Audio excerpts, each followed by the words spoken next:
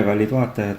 Tänases videos selgitame, kuidas saavutada soovide täitumine vee abil. Rituaali sooritamiseks vajame klaasi, vett, soovitavalt mineraal- või allikavett või kõige paremal juhul kirikus pühitsetud vett, kirjutusvahendit ja paberit. Teise variandi jaoks vajame ka kas kinnituskumme või liime, aga kohe jõuame selleni.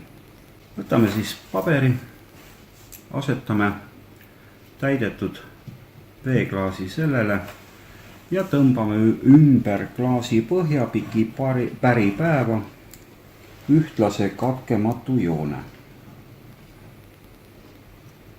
Oleme veendunud, et tegu on katkematu joonega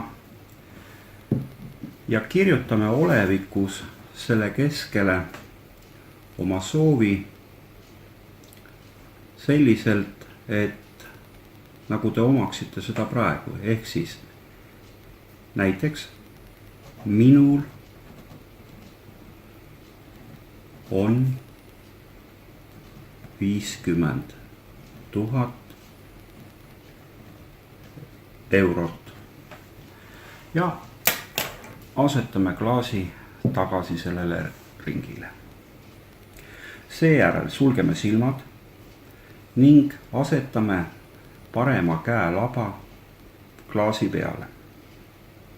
Visualiseerige seejärel 5 minuti jooksul soovitud sündmust, eset või muud, nagu te seda selle täitumisel ette kujutate, ning kujutlete, kuidas selle soovi energia valgub läbi klaasile asetatud parema käe selle all olevasse vette. Sellisel moel, kui tunnete, kuidas energia valgub alla teie kerest otse siia veeklaasi ja nõnda 5 minutit. Selle sooritanud jooge klaasis olev vesi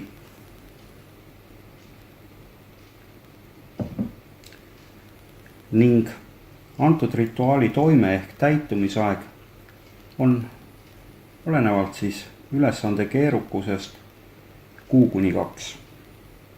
Peale mida võite seda uuesti korrata, kas siis sama või mõne muu sooviga, et selles mõttes, et ärge järjest tehke, et kui te ei näe reaalseid resultaate nädala jooksul, et hakkate uuesti tegema, et see lihtsalt aeg vajab ootamist.